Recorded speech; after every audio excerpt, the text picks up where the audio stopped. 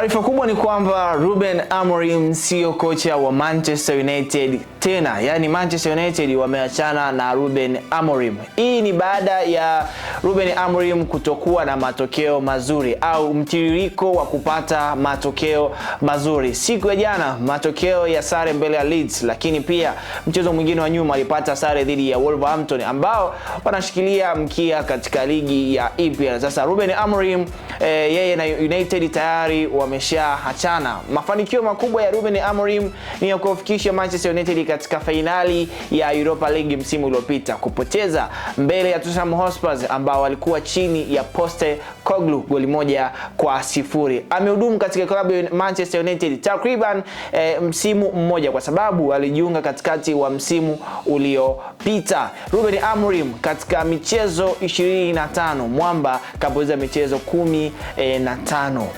Can you imagine, michezo 15 Ruben Amorim ameweza kwenda kupoteza katika michezo hiyo. Amorim ameonekana kutokuwa na performance nzuri chini ya United. Yaani wakati akiwa kama head coach ya United ameonekana kutokuwa na performance nzuri in term ya numbers zake. Na msimu huu sio kwamba anashiriki mashindano ya kimataifa, lakini bado nafasi za kucheza katika eneo la top 4 anaonekana kwenda kusuasua.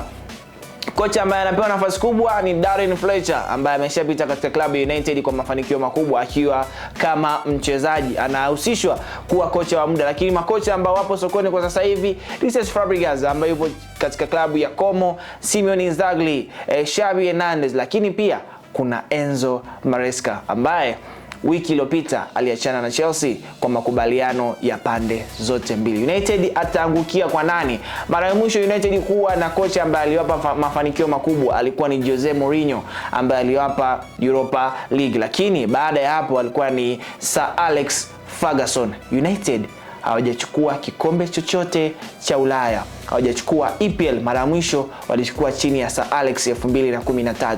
Chini ya Mourinho ndo mara ya mwisho kuchukua makombe ya Ulaya. Maana yake wanaonekana kupoteza identity ya kuwa timu kubwa. Mimi ni Kevin Rapton, usahau kwenda kusubscribe channel yetu ya SQF, lakini pia kulike pamoja na kuturn on notification pale ambapo unapata habari kwa muda huo huo.